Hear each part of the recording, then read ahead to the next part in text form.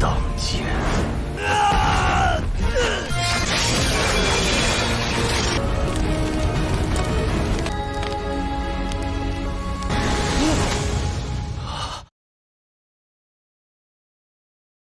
Pada zaman dahulu, alam dewa dan alam iblis tidak pernah berhenti berseteru, sehingga kehidupan di enam alam menjadi sangat menderita.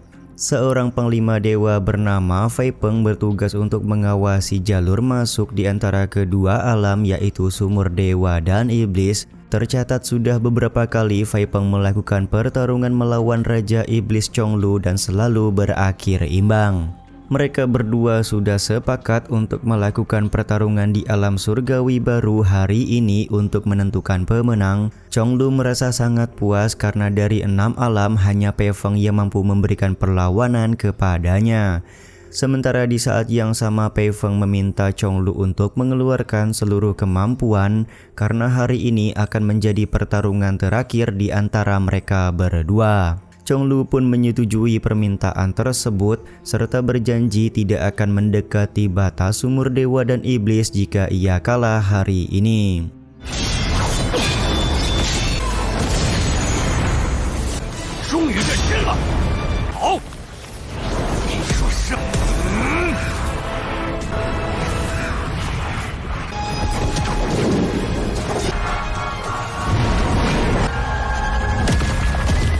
Sayang seribu sayang, pertarungan di antara mereka berdua harus terhenti karena Istana Dewa memberikan hukuman kepada Pei Feng yang meninggalkan tugasnya menjaga sumur dewa dan iblis hanya untuk bertarung melawan Chonglu.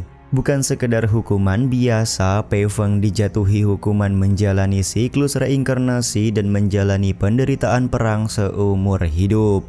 Singkat cerita, ada seorang pemuda bernama Jing Tian terbangun dari tidur karena dia mendapatkan mimpi buruk. Jing Tian merupakan karyawan di sebuah pegadaian bernama Yong An.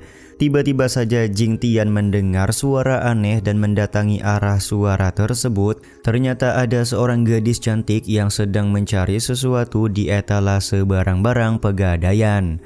Jing Tian yang refleks hendak memukul gadis ini karena ia mengira dia adalah seorang maling. Namun ternyata gadis ini merupakan Tang Sujian yang tidak lain dan tidak bukan merupakan nona besar dari keluarga Tang yang memiliki pegadaian Yong An. Sujian memutuskan untuk mengeluarkan token giok untuk membuat Jing Tian percaya kalau dia merupakan nona besar dari keluarga Tang. Pengeluaran token giok ini membuat Jing Tian kicep dan meminta maaf kepada Sujian. Ia pun lekas bertanya ada keperluan apa Sujian datang ke pegadaian larut malam seperti ini.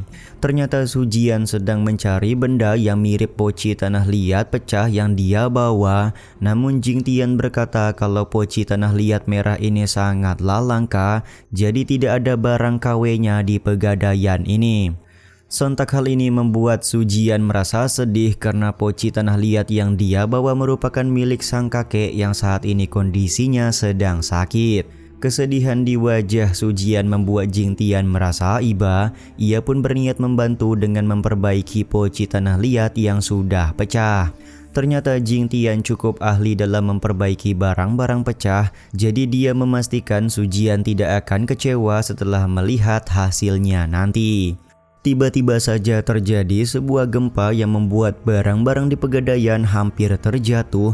Beruntung Jing Tian berhasil menyelamatkan satu buah guci berharga yang dimiliki oleh pegadaian Yong An. Tapi ada kejadian wadidaw di mana Sujian menempelkan jarum beracun di kening Jing Tian karena dia sempat merasa panik ketika terjadi gempa. Sialnya Sujian tidak membawa obat penawar karena dia terburu-buru pergi ke pegadaian malam ini. Tapi Jing Tian tidak perlu khawatir karena racun di jarum tersebut tidak akan membuat Jing Tian mati. Sujian pun lekas meminta Jing Tian untuk segera memperbaiki poci tanah liat, sementara dia akan pulang guna mengambil penawar racun terlebih dahulu. Sebelum pergi, Sujian janjian ketemuan di hutan bambu dengan Jing Tian untuk menukar penawar racun dan poci tanah liat. Singkat cerita, ketika hari sudah pagi, Jing Tian baru selesai memperbaiki poci tanah liat dari Su Jian. Ia pun lekas berniat pergi ke hutan bambu untuk memberikan poci tanah liat ini. Namun baru hendak keluar, Jing Tian ditahan oleh pengurus pegadaian Yong'an. Si pengurus bernama Zhao Wenchang meminta Jing Tian untuk melakukan pengecekan kepada barang antik yang baru saja ia dapatkan. Dari semua barang yang dicek oleh Jing Tian, tidak ada satupun barang yang asli. Tentu saja hal ini membuat Zhao Wenchang merasa kecewa. Situasi ini pun dimanfaatkan oleh Jing Tian untuk pergi dari pegadaian Yong'an guna pergi ke hutan bambu. Kepergian Jing Tian tentu membuat Zhao Wenchang marah-marah. Ia berniat memotong gaji Jing Tian jika dia belum kembali ketika hari sudah gelap. 另外3个更是一言家。掌柜的，不用谢我，我赶时间。 Sementara itu di pavilion aneka racun milik keluarga Tang, Su Jian masih berusaha mencari penawar racun untuk Jing Tian. Namun terjadi masalah karena Su Jian tidak mengingat bahan-bahan yang diperlukan untuk membuat penawar racun. Tiba-tiba saja Su Jian melihat ukiran kayu aneh yang berada di lemari penyimpanan bahan obat. Karena merasa penasaran, ia pun kemudian menyentuh ukiran kayu tersebut dan menemukan sebuah pintu rahasia masuk ke sebuah tempat. Sementara itu di hutan bambu, Jing Tian sudah menunggu Su Jian cukup lama tapi dia belum juga muncul. Tiba-tiba saja ada beberapa orang yang lari sambil berteriak meminta uangnya dikembalikan. Salah satu orang itu menjatuhkan pedang kayu dan langsung diambil oleh Jing Tian. Jing Tian juga bertanya kepada seorang pak tua kenapa dia begitu terburu-buru seperti sedang dikejar sesuatu. Ternyata pak tua ini sedang mengejar orang yang sudah menipunya. Semua masalah ini berasal dari adanya siluman yang muncul di ujung jalan. Pak tua menjelaskan kalau dia baru pertama kali melihat adanya siluman. Karena Jing Tian merasa penasaran, ia malah mendatangi arah kemunculan siluman. Dia takut terjadi sesuatu kepada Su Jian ketika di perjalanan menuju hutan bambu. Sementara itu di dalam lorong rahasia, Su Jian mendengar pembicaraan di antara dua orang. Ternyata dua orang tersebut adalah Tang Yi dari keluarga Tang dan seorang pria bernama Lao Feng yang berasal dari perguruan Pili. Tang Yi sebagai anggota keluarga Tang sudah bekerja sama dengan perguruan Pili untuk merebut posisi kepala keluarga. Dia juga menyerahkan peri 5 racun kepada Lao Feng, yang mana peri 5 racun merupakan harta berharga milik keluarga Tang. Su Jian yang mengetahui percakapan ini lekas melakukan serangan karena dia sadar peri 5 racun bernama Hua Ying sedang membutuhkan bantuan darinya.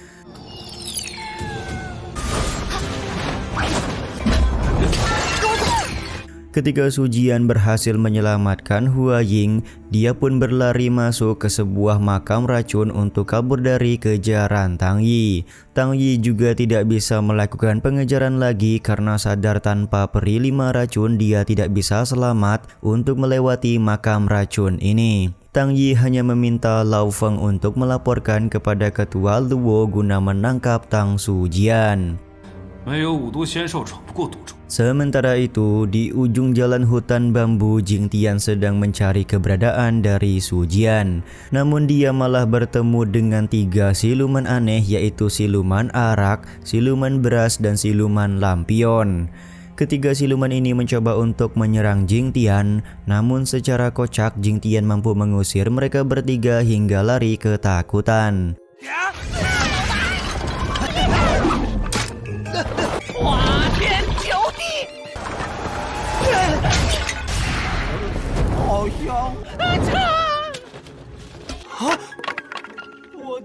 Singkat cerita, ketika hari sudah sore, Jing Tian mendatangi kediaman keluarga Tang untuk mencari Su Jian. Tapi dia gagal untuk masuk karena penjaga tidak mengizinkan orang sembarangan bisa masuk ke kediaman keluarga Tang. Tang Yi juga langsung keluar untuk memberikan penjelasan kepada Jing Tian kalau Su Jian sedang tidak berada di rumah pada saat ini. Mengenai racun yang mengenai tubuh Jing Tian, Tang Yi berkata kalau Su Jian tidak berbakat untuk membuat racun, jadi racun tersebut tidak akan membuat Jing Tian mati.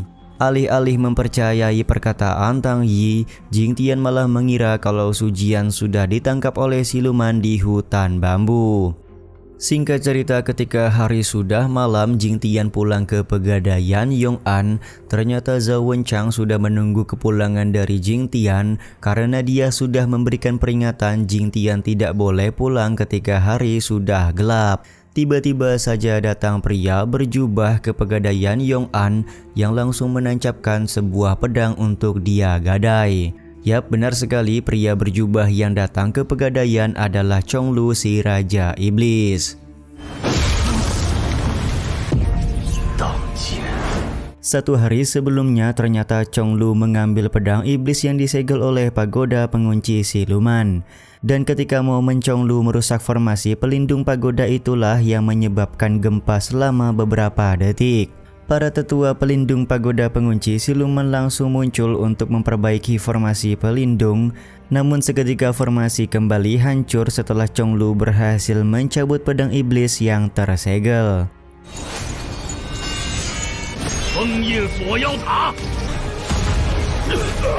Salah satu siluman kuat yang tersegel di dalam pagoda pengunci siluman juga berhasil kabur sesaat sebelum formasi pelindung kembali aktif. Siluman ini berjanji akan membalas dendam kepada orang-orang Gunung Su yang sudah menyegelnya di dalam pagoda. Kembali lagi ke pegadaian Yong'an, Chong Lu yang sudah membawa pedang iblis berniat menggadaikan pedang ini. Zhao Wenchang sebagai pengurus meminta Jing Tian untuk melayani Chong Lu karena dia takut akan paras Chong Lu yang begitu menyeramkan. Jing Tian kemudian menganalisa harga gadai pedang iblis yang dibawa oleh Chong Lu. Dia memperkirakan kalau Chong Lu setidaknya pasti meminta uang sebanyak 20 tael untuk pedang ini. Tapi Jing Tian langsung mengambil nota penggadaian setelah mendengar Chong Lu hanya berniat menggadai pedang iblis seharga 1 koin saja. Sambil menandatangani nota penggadaian, Chong Lu tidak pernah menyangka kalau Fei Peng akan bereinkarnasi menjadi pemuda seperti Jing Tian.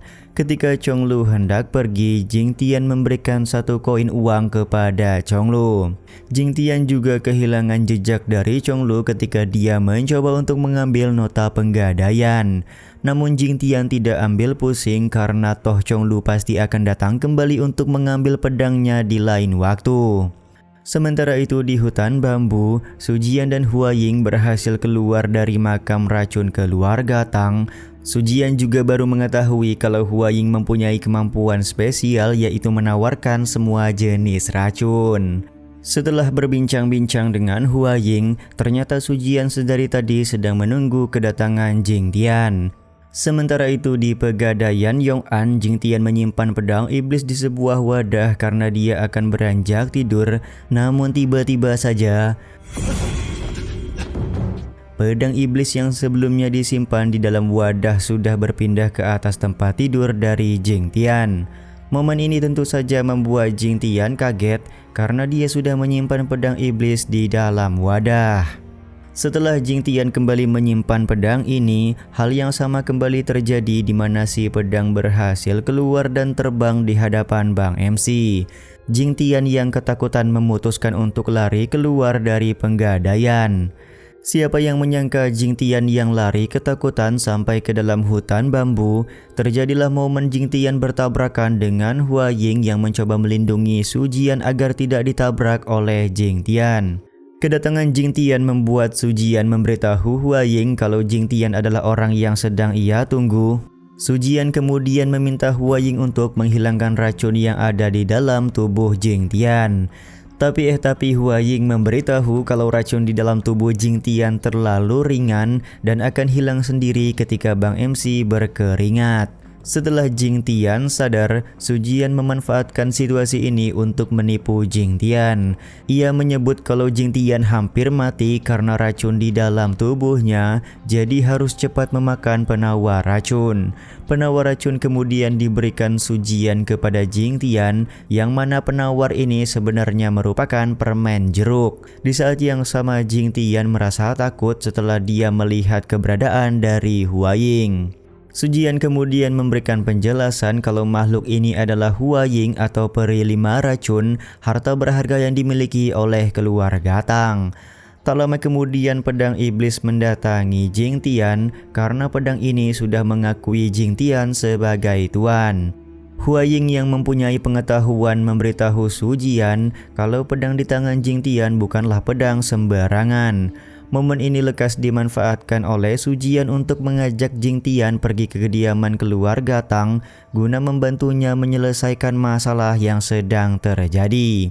Su Jian memberikan jaminan hidup kepada Jing Tian jika Bang MC mau membantunya membela kebenaran di dalam keluarga Tang. Jing Tian yang merasa tertarik kemudian meminta upah di awal kepada Su Jian. Semua itu dikarenakan gaji Jing Tian sudah dipotong 1 hari oleh Zhao Wenchang. Su Jian setuju untuk memberikan uang, namun saat ini dia hanya bisa memberikan token giok terlebih dahulu. Setelah dia pulang pasti akan memberikan upah kepada Jing Tian. Karena Jing Tian sudah sepakat, akhirnya mereka berdua berniat kembali ke kediaman kastil keluarga Tang. 我保你荣华富贵一辈子，这可不是我趁火打劫。这个先压你呢。 Baru juga hendak pergi, beberapa orang anggota perguruan Pili muncul untuk menangkap Su Jian atas perintah Tang Yi. Siapa yang menyangka pedang iblis bergerak memberikan bantuan kepada Jing Tian. Kekuatan pedang iblis sempat membuat anggota perguruan Pili ketar-ketir, namun tiba-tiba saja Jing Tian pingsan karena pedang iblis menyerap kekuatan spiritual Jing Tian yang belum mengerti jalan kultivasi.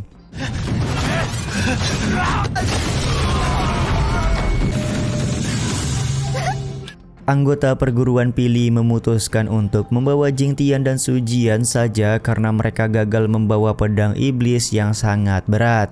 Singkat cerita, Jing Tian sudah terbangun dari pingsan dan menyadari kalau saat ini ia sedang disekap bersama dengan Su Jian. Su Jian di sini terlihat meminta maaf karena sudah melibatkan Jing Tian di dalam masalah internal keluarga Tang. Tak lama kemudian Hua Ying bersama dengan pedang iblis datang untuk menyelamatkan Jing Tian dan Su Jian. Mereka kemudian mendobrak tembok penjara untuk bergegas kabur. Namun Jing Tian dan Su Jian harus terkena sial karena jalan yang mereka pilih buntu di sebuah penyeberangan sungai. Akhirnya anggota perguruan Pili dan Tang Yi berhasil mengejar mereka berdua. Tanpa basa-basi, Tang Yi langsung meminta Su Jian untuk menyerahkan Hua Ying kepadanya. Terjadilah perbaku hantaman karena Su Jian menolak untuk memberikan Hua Ying kepada Tang Yi.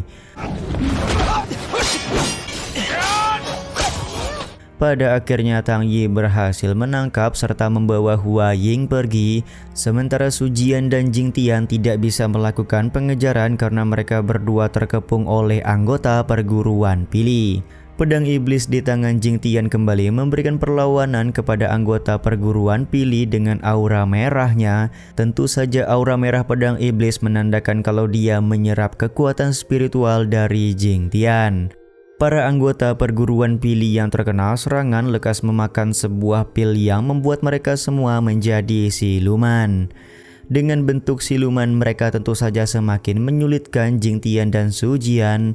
Pada momen ini pedang iblis kembali bergerak sendiri untuk mengeluarkan teknik pedang bayangan. Konsumsi energi spiritual dari teknik pedang bayangan membuat Jing Tian langsung sempoyongan. Masih beruntung datang bantuan dari seorang kultivator gunung Su bernama Su Changqing. Singkat cerita, ketika hari sudah pagi, Su Jian sedang mengobati luka di tubuh Jing Tian di atas kapal yang melintasi sungai. Ternyata mereka berdua tidak hanya diselamatkan oleh Su Changqing saja, melainkan ada seorang wanita bernama Zixuan yang juga memberikan pertolongan. Su Jian kemudian memperkenalkan Zixuan dan Su Changqing kepada Jing Tian.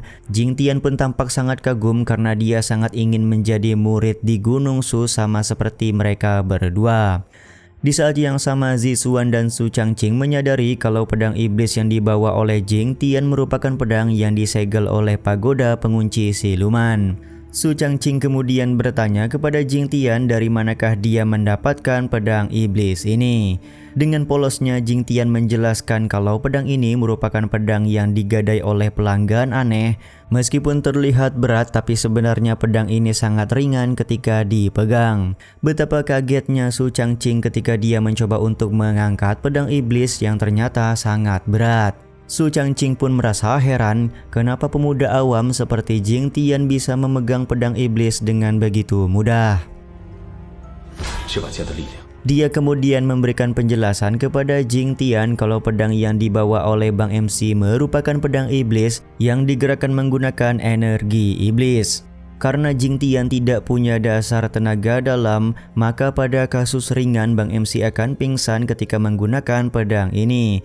Tapi pada kasus berat mungkin saja urat nadi Jing Tian akan terputus serta nyawanya juga bisa terancam. Mendengar penjelasan ini membuat Su Jian memberikan saran agar Jing Tian membuang pedang iblis itu. Namun Jing Tian menolak karena dia merasa pedang tersebut sudah banyak memberikan bantuan. Lagi pula pedang iblis merupakan barang gadaian yang akan kembali diambil oleh pemiliknya. Su Changqing kemudian berpikir kalau dia akan memberikan kelonggaran kepada Jing Tian. Padahal menurut aturan seharusnya Su Changqing membawa pedang iblis itu kembali ke pagoda pengunci siluman. Dia juga akan mengajarkan Jing Tian teknik dasar tenaga dalam agar Bang MC mampu mengendalikan energi iblis. Kebaikan yang diberikan oleh Su Changqing ini membuat Jing Tian sangat berterima kasih.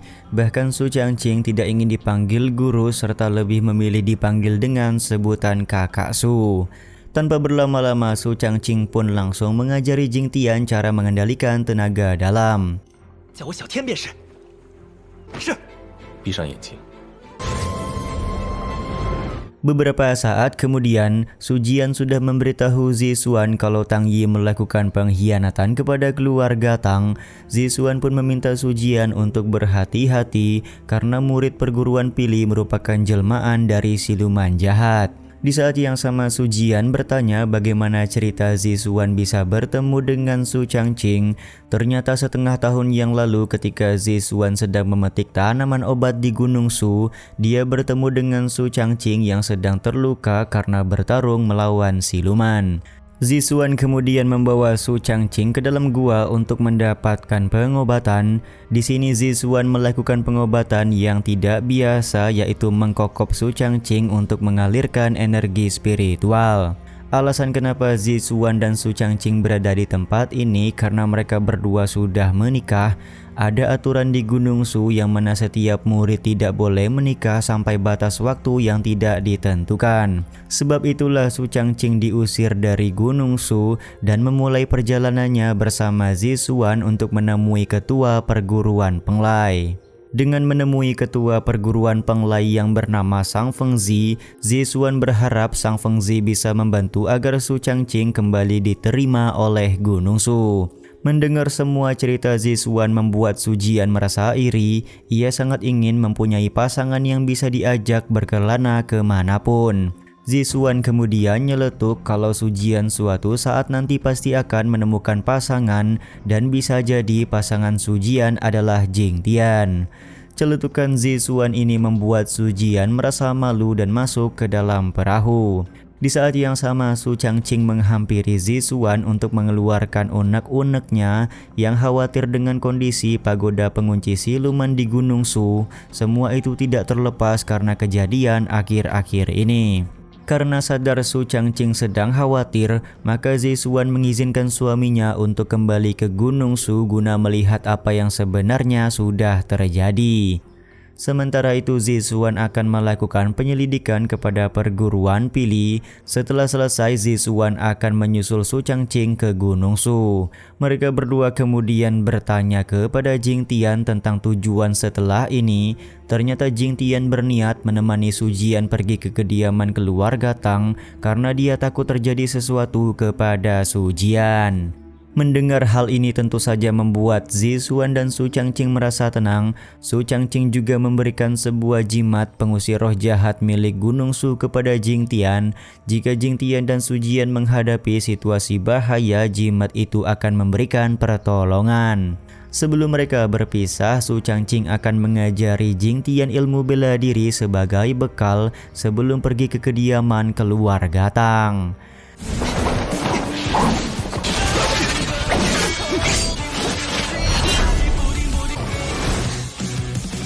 Singkat cerita, Jing Tian bersama dengan Su Changqing tampak sedang berlatih keterampilan bela diri.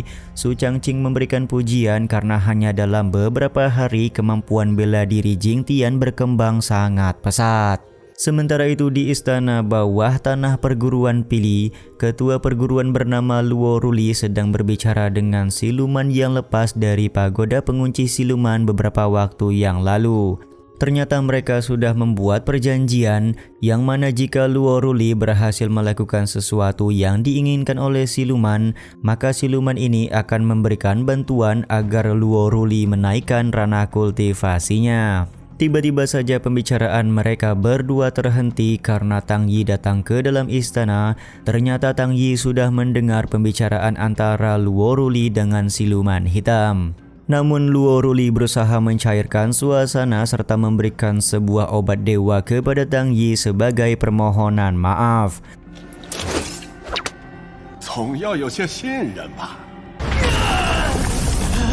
Tang Yi yang merasa puas dengan obat dewa ini lekas meminta lagi kepada Ketua Luo, tapi Ketua Luo meminta Tang Yi untuk tidak terburu-buru. Jika rencana besar mereka berdua sudah tercapai, maka obat dewa pasti bakalan dikasih lagi. Sementara itu Su Jian dan Jing Tian sudah sampai di depan kastil kediaman keluarga Tang. Jing Tian tampak kagum karena baru pertama kali dia masuk ke dalam kastil keluarga Tang yang ternyata begitu megah. Di saat yang sama di dalam kastil, Tang Yi dan anggota keluarga yang lain sudah datang. Dari sinilah kita mengetahui ternyata Tang Yi merupakan anak haram keluarga Tang. Jadi dia tidak berhak untuk menjadi ketua di kastil keluarga Tang. Namun Tang Yi punya alasan kuat, yaitu dia membawa peri 5 racun di tangannya. Ternyata di dalam keluarga Tang sudah ada aturan, barang siapa yang sudah diakui oleh peri 5 racun atau Hua Ying, maka dialah yang pantas menjadi ketua di kastil keluarga Tang. Di saat yang sama Su Jian dan Jing Tian datang ke dalam ruangan sembari meminta Tang Yi untuk melepaskan Hua Ying. Karena Tang Yi menolak, maka Su Jian langsung mengadu kepada paman ketiga bernama Tang Tai bahwa Tang Yi selama ini sudah mengkhianati keluarga Tang mereka. Namun Tang Yi masih bersantai karena Su Jian tidak mempunyai barang bukti apapun kalau dia merupakan seorang pengkhianat. Terlebih lagi Tang Yi percaya diri kalau dia merupakan ketua kastil keluarga Tang yang baru karena Hua Ying sudah mengakuinya sebagai tuan. Sementara itu Jing Tian berusaha membantu Su Jian dengan memberikan penjelasan kalau Tang Yi sudah bekerja sama dengan siluman perguruan Pili. Akan tetapi Tang Yi masih tetap santuy karena Jing Tian dan Su Jian tidak mempunyai bukti apapun. Di saat yang sama paman ketiga kemudian berbicara kalau mereka berkumpul di kastil keluarga Tang hari ini untuk membahas siapa yang akan menjadi ketua baru. Semua itu tidak terlepas karena ketua senior yaitu kakek Su Jian, penyakitnya sudah tidak bisa disembuhkan lagi. Su Jian tampak sangat sedih karena saat kakeknya sedang sekarat, anggota keluarga Tang yang lain malah memperebutkan posisi ketua. Ucapan Sujian ini membuat beberapa anggota keluarga Tang marah. Ketegangan yang terjadi membuat Jingtian ikut nimbrung pembicaraan. Jingtian mengaku kalau dia merupakan pendamping nona besar Sujian, jadi berhak untuk berbicara. Ternyata Jingtian berencana meminta Tang Yi untuk melepaskan Huaying agar Huaying bisa memilih siapa yang berhak menjadi ketua kastil keluarga Tang. Karena Tang Yi tetap menolak, akhirnya paman ketiga punya sebuah ide. Dia meminta Tang Yi dan Sujian untuk bertarung dalam kompetisi jika mereka berdua menginginkan posisi ketua. Sujian dan Tang Yi serta anggota keluarga yang lain pun langsung menyetujui permintaan dari paman ketiga. Mereka tidak mengetahui sebenarnya paman ketiga sedang merencanakan sesuatu. Beberapa saat kemudian, babak pertama kompetisi untuk memperebutkan posisi ketua kastil keluarga Tang adalah ilmu mekanika. Paman ketiga sudah mempersiapkan kotak astrologi utara dan selatan. Siapa yang berhasil membuka kotak ini dalam waktu 1 jam, maka mereka akan menjadi pemenang di babak pertama. Tang Yi langsung ingin mencoba membuka kotak ini. Meskipun Tang Yi merupakan salah satu murid berbakat di keluarga Tang, tapi dia gagal untuk membuka kotak astrologi. Kini giliran Sujian yang harus mencoba untuk membuka kotak ini. Bisa dibilang Sujian cukup ahli dalam ilmu mekanisme, meskipun dia sedikit kurang dalam ilmu meracik racun keluarga Tang.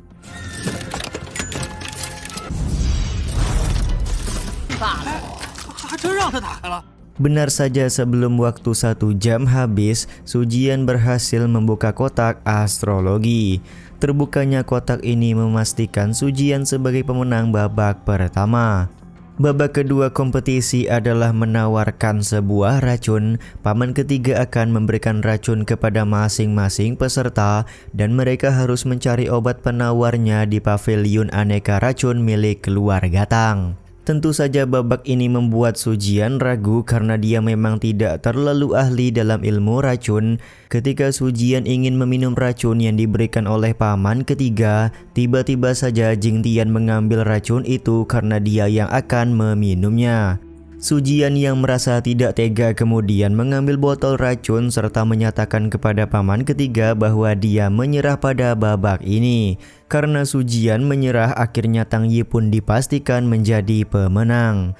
Selanjutnya babak ketiga adalah melawan binatang racun yang dimiliki oleh keluarga Tang. Karena sadar ular beracun berbahaya, maka Jingtian melakukan protes kepada paman ketiga. Tapi di sini Tang Yi memberikan keringanan kepada Sujian, yang mana Jingtian boleh memberikan bantuan ketika menghadapi ular beracun.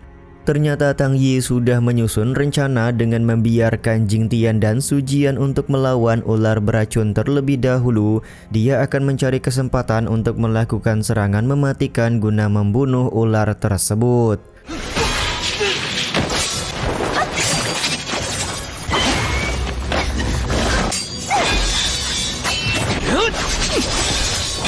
Setelah mencoba melakukan beberapa serangan, Sujian dan Jingtian merasa kesulitan karena kulit ular beracun sangatlah keras. Bahkan Tang Yi juga harus terkapar karena terkena serangan ular ini. Beberapa saat kemudian akhirnya Sujian menemukan kelemahan dari ular beracun. Ia pun meminta Jingtian untuk menyerang bagian belakang tubuh si ular untuk membuatnya mati. Di waktu yang tepat, Jingtian kemudian menggunakan teknik pedang bayangan untuk menusuk kelemahan dari ular beracun yang pada akhirnya membuat ular ini langsung mokat.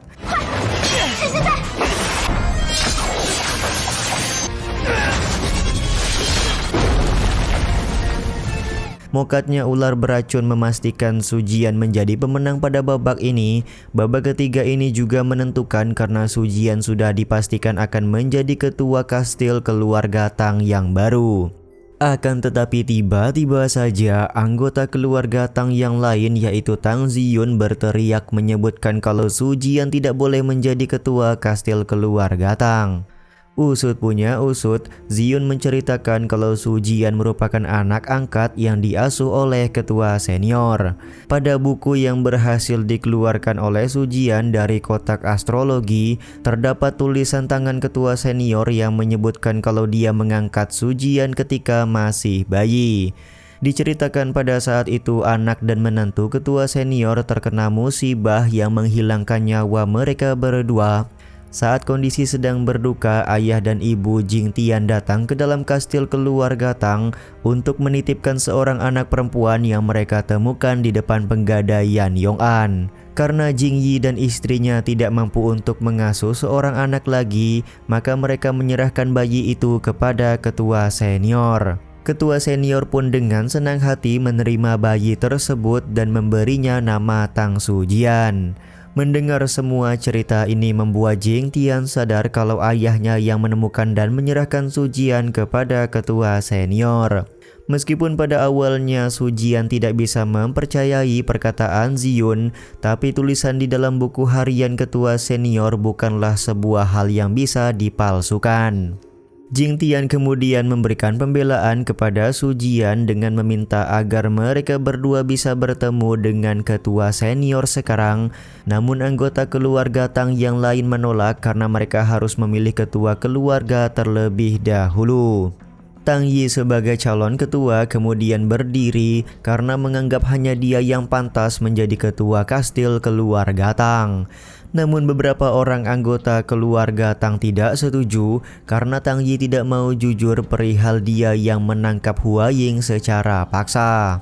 5 orang anggota keluarga Tang juga menyetujui kalau paman ketiga lah yang berhak menduduki posisi ketua kastil keluarga Tang. Di saat yang sama Tang Yi melepaskan sebuah racun yang sudah dia persiapkan sebelum hari ini. Ketika paman ketiga sudah pede kalau dia berhak menjadi ketua, Tang Yi kemudian berdiri sembari berkata kalau paman ketiga sudah merencanakan hal ini sejak awal.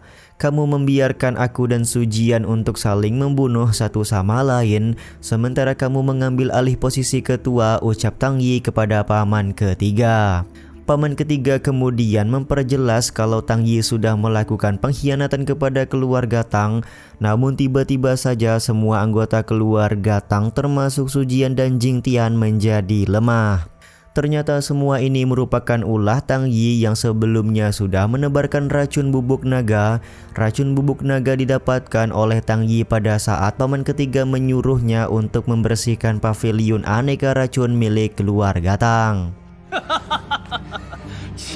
Tang Yi terlihat begitu emosional karena setelah sekian lama dia memendam kekecewaan kepada keluarga Tang yang diketahui selalu menganggapnya anak haram. Hari ini dia akan resmi menjadi ketua kastil keluarga Tang seperti yang sudah dia impikan. Tiba-tiba saja Hua Ying keluar dari kantung penyimpanan Tang Yi dan langsung mengobati Jing Tian dan Su Jian. Pengobatan ini membuat mereka berdua seketika sembuh serta melakukan perlawanan kepada Tang Yi.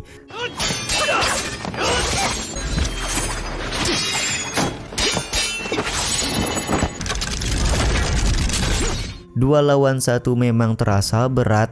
Akhirnya Tang Yi menggunakan racun untuk menyerang Su Jian dan juga Jing Tian. Beruntung racun ini berhasil diserap dengan mudah oleh Hua Ying. Hua Ying juga mengembalikan racun yang sudah dia serap yang pada akhirnya membuat Tang Yi menjadi buta. Jenis racun yang digunakan oleh Tang Yi ini bukan racun sembarangan. Paman ketiga menyebut kalau rumput patah hati dan kelabang racun emas sudah digabungkan maka tidak akan ada obat untuk menawarnya. Pada saat Tang Yi sedang kesakitan, tiba-tiba saja Ketua Luo datang ke dalam ruangan. Kedatangan Ketua Luo tentu membuat paman ketiga kaget karena kastil keluarga Tang sudah dijaga dengan ketat. Ternyata pasukan siluman perguruan Pili sudah melakukan penyerangan kepada kastil keluarga Tang.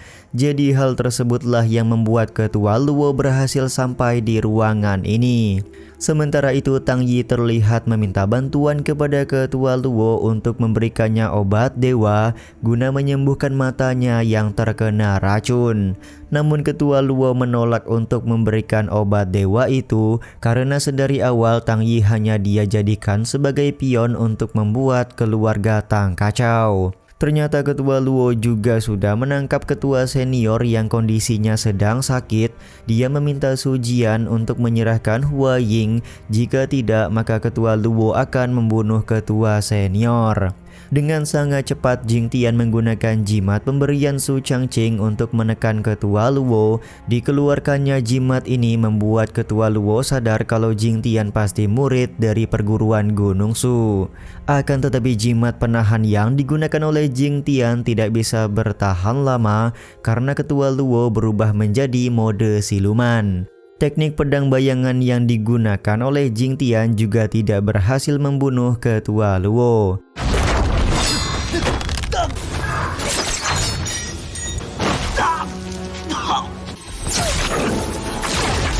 Sementara itu ketua senior meminta Hua Ying untuk memberikan kekuatan kepadanya guna mengalahkan ketua Luo. Benar saja kekuatan ini mampu mengalahkan ketua Luo hingga dia terlempar keluar. Siluman hitam pun segera membawa ketua Luo pergi dari kastil keluarga Tang. Di saat yang sama ketua senior meminta maaf kepada Su Jian karena selama beberapa tahun ini dia selalu sakit-sakitan. Hal itulah yang membuatnya tidak bisa mengurus keluarga Tang hingga menjadi seperti ini. Ketua senior meminta Su Jian untuk meninggalkan kastil keluarga Tang serta menjalani kehidupan sendiri. Semua itu karena keluarga Tang sudah tidak bisa terselamatkan lagi. Sementara itu Jing Tian menyerahkan poci tanah liat yang sudah dia perbaiki kepada ketua senior. Sontak hal ini membuat ketua senior sadar kalau Jing Tian merupakan anak dari Jing Yi. Karena pertemuan mereka merupakan sebuah takdir, maka Jing Tian berjanji kepada ketua senior kalau dia akan menjaga Su Jian dengan baik. Pada akhirnya ketua senior menghembuskan nafas terakhir di hadapan Su Jian dan Jing Tian. Di saat yang sama anggota keluarga Tang di dalam ruangan memohon kepada Su Jian agar memberikan bantuan kepada mereka. Karena merasa tidak tega, akhirnya Su Jian meminta Hua Ying untuk menyembuhkan semua anggota keluarga Tang. Setelah Hua Ying menyembuhkan semua anggota keluarga Tang, paman ketiga merasa aneh karena ilmu racun yang dia pelajari tiba-tiba saja menghilang. Ternyata Hua Ying tidak bisa membedakan racun yang diberikan oleh Tang Yi dan ilmu racun yang dipelajari oleh semua anggota keluarga Tang. Jadi demi menyelamatkan nyawa mereka, Hua Ying menghilangkan segala jenis racun. Mulai saat ini aku bukanlah anggota keluarga Tang, ucap Su Jian kepada semua orang. Selain itu Hua Ying juga sudah bebas untuk pergi kemanapun karena keluarga Tang tidak akan mengurungnya lagi. Su Jian juga meminta Jing Tian untuk menunggunya di hutan bambu Sinan, sementara dia akan mengurus pemakaman kakeknya terlebih dahulu. Singkat cerita, Su Jian sudah datang ke hutan bambu Sinan untuk menemui Jing Tian. Karena saat ini Su Jian sudah bukan nona besar dari keluarga Tang lagi, maka dia tidak bisa menjadikan Jing Tian sebagai pegawai di Pegadaian Yong'an. Selain itu, Jing Tian juga sudah tidak wajib menjadi pendamping dari Su Jian. Jing Tian pun kemudian bertanya hendak kemanakah Su Jian setelah ini.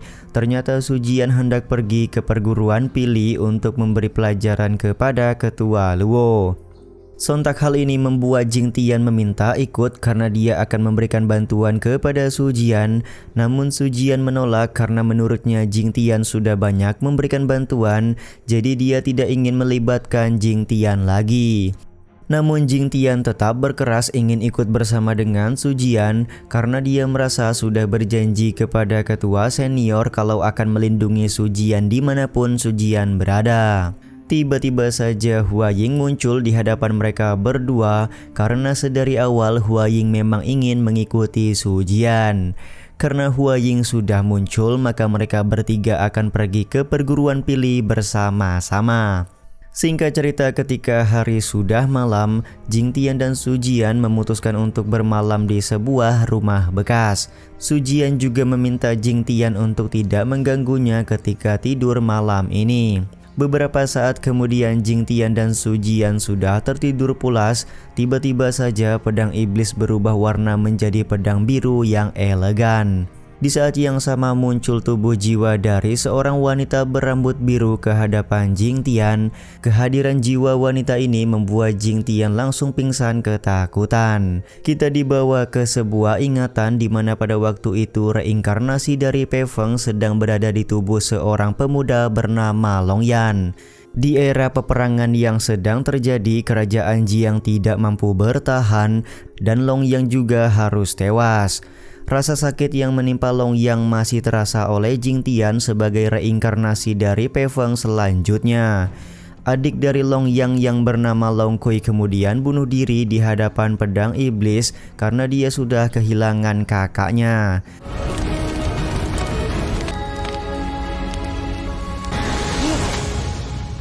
Tiba-tiba saja Jingtian terbangun dari tidur serta berpikir kalau dia mendapatkan mimpi buruk lagi. Di saat itu pula dia menyadari kalau pedang iblis sudah berubah warna menjadi elegan. Beberapa saat kemudian, Jingtian berusaha menjelaskan kepada Sujian kalau tadi malam dia bermimpi buruk didatangi oleh seorang gadis. Namun Sujian tidak mempercayai apa yang dikatakan oleh Jingtian sampai dia melihat seorang gadis berambut biru di belakang Bang MC. Sujian yang tidak percaya akan adanya hantu kemudian mencoba menyentuh gadis berambut biru ini, namun dia langsung pingsan setelah mengetahui kalau tangannya bisa menembus tubuh dari gadis berambut biru.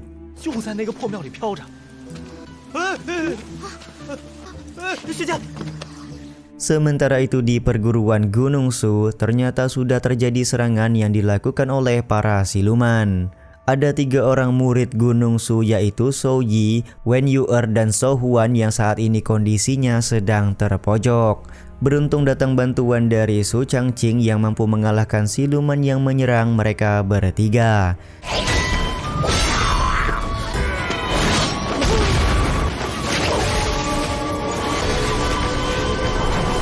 Kedatangan Su Changqing tentu membuat 3 orang murid langsung mengucapkan terima kasih. Selain itu Su Changqing juga merupakan paman guru mereka bertiga, meskipun dia sudah menjadi murid buangan dari perguruan Gunung Su. Su Changqing kemudian bertanya apakah terjadi sesuatu kepada pagoda pengunci siluman yang membuat kondisi Gunung Su menjadi seperti ini. Shou Yi membenarkan kalau formasi pelindung pagoda pengunci siluman sempat rusak, jadi itulah yang menyebabkan para siluman berkeliaran. Saat ini ketua Qing Wei dan para tetua sudah berhasil menutup formasi pelindung, namun para murid perguruan Gunung Su banyak yang turun gunung untuk membasmi siluman yang lepas. Mereka bertiga cukup beruntung karena mendapatkan pertolongan dari Su Changqing. Mereka bertiga pun kemudian mengajak Su Changqing untuk segera kembali ke Gunung Su guna memohon kepada ketua Qing Wei agar diterima kembali. Lagi pula Gunung Su pada saat ini benar-benar membutuhkan bantuan dari Su Changqing. Sementara itu di tempat lain, Jingtian bersama dengan Sujian bertanya siapakah gadis berambut biru yang muncul di hadapan mereka. Long Kui kemudian menjelaskan kalau dia merupakan adik dari Jingtian. Meskipun rupa Jingtian sedikit berbeda dari yang dulu, tapi Long Kui tidak mungkin salah mengenali kakaknya sendiri yaitu Long Yang. Long Kui memberitahu kalau dia sudah menunggu Long Yang di dalam pedang iblis selama ribuan tahun. Mendengar cerita ini membuat Jingtian sadar kalau Long Kui sepertinya merupakan roh pedang iblis yang dia bawa. Namun Sujian tidak ingin berbicara panjang lebar dengan Long Kui karena dia dan Jingtian harus segera pergi ke perguruan Pili sebelum hari gelap. Tiba-tiba saja Long Kui berubah skin menjadi berambut merah serta berucap kalau dia punya cara agar sampai di pegunungan 9 puncak sebelum hari gelap. Long Kui sempat mengejek Sujian yang dia anggap sebagai pelayan untuk Jingtian. Jingtian kemudian menjelaskan kalau Sujian merupakan seorang nona besar dan dia adalah pelayannya. Long Kui kemudian memberitahu kalau pedang iblis di tangan Jing Tian merupakan pedang yang ditempa oleh putra mahkota Long Yang berdasarkan kitab kuno. Asalkan Jing Tian merapalkan tulisan yang terukir di dalam pedang, maka dia bisa menaiki pedang iblis. Dengan menggunakan pedang terbang, tentu saja Jing Tian bisa sampai di pegunungan 9 puncak dalam sekejap. Karena Jing Tian merasa tertarik, ia pun meminta bantuan kepada Long Kui untuk memberitahu tulisan yang ada di pedang iblis. Benar saja, setelah Jing Tian merapalkan tulisan, pedang iblis pun akhirnya bisa terbang. 成了！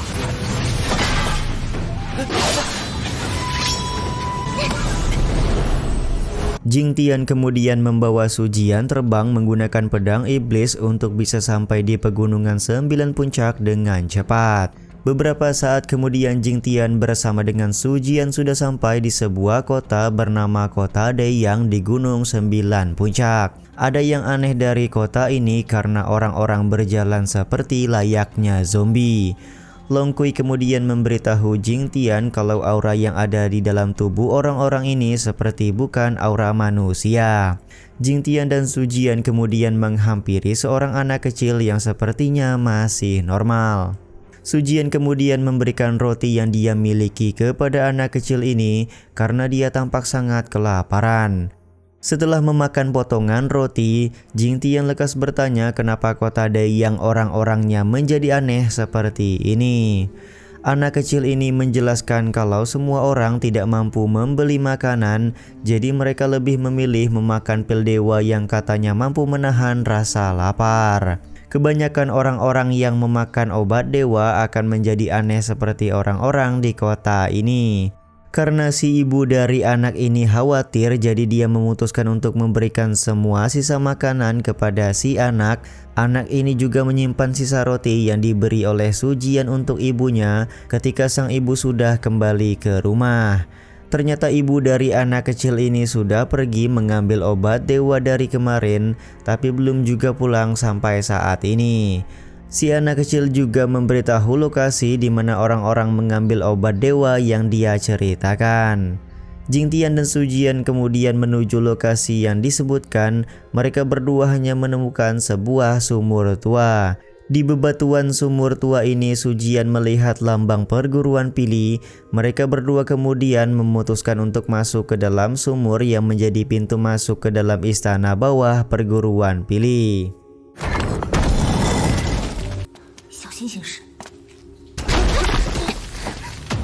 Baru juga mereka berdua memasuki sebuah lorong, tiba-tiba saja Jing Tian hampir terperosok ke dalam sebuah jebakan. Beruntung Su Jian masih bisa memberikan pertolongan.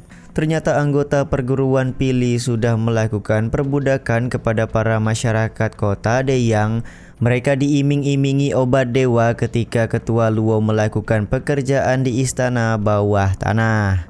Sementara itu Jing Tian dan Su Jian masih berusaha masuk ke sebuah tempat yang menjadi pusat perguruan Pili. Dengan bantuan dari Hua Ying, mereka berhasil membuat 2 orang penjaga tertidur. Karena Hua Ying sudah memberikan bantuan, dia tampak kelelahan dan membutuhkan waktu untuk beristirahat.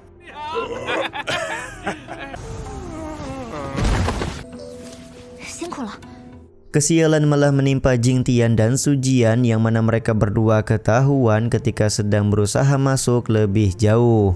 Kejar-kejaran pun sempat terjadi di antara mereka hingga Su Jian dan Jing Tian bersembunyi di jembatan bawah tanah.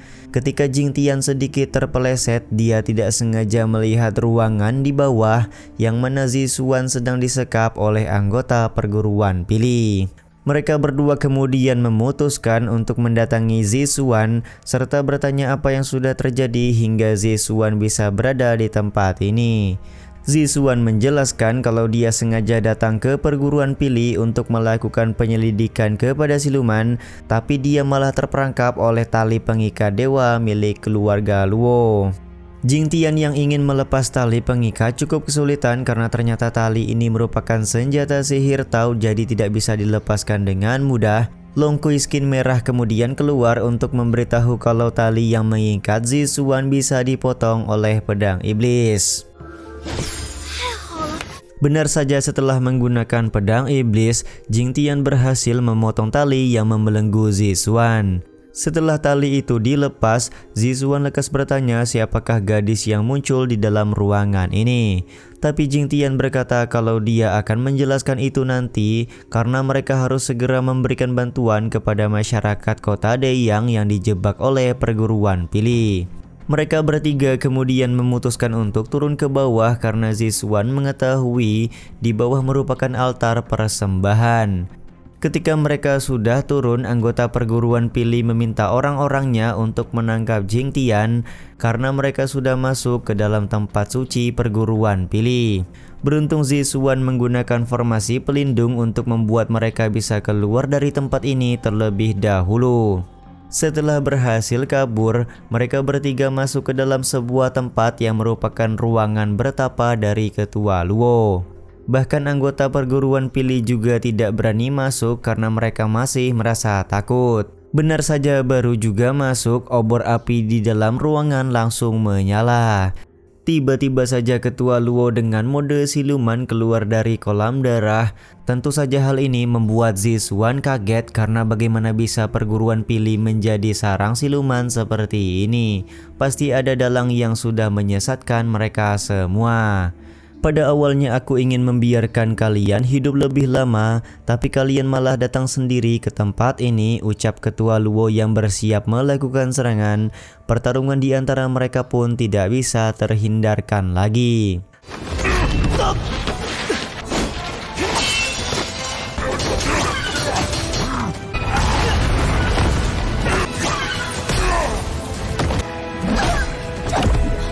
Terjadi momen di mana Ketua Luo berhasil menangkap serta menyerap kekuatan spiritual dari Sujian. Jingtian pun langsung bertindak menggunakan pedang iblisnya untuk membunuh Ketua Luo.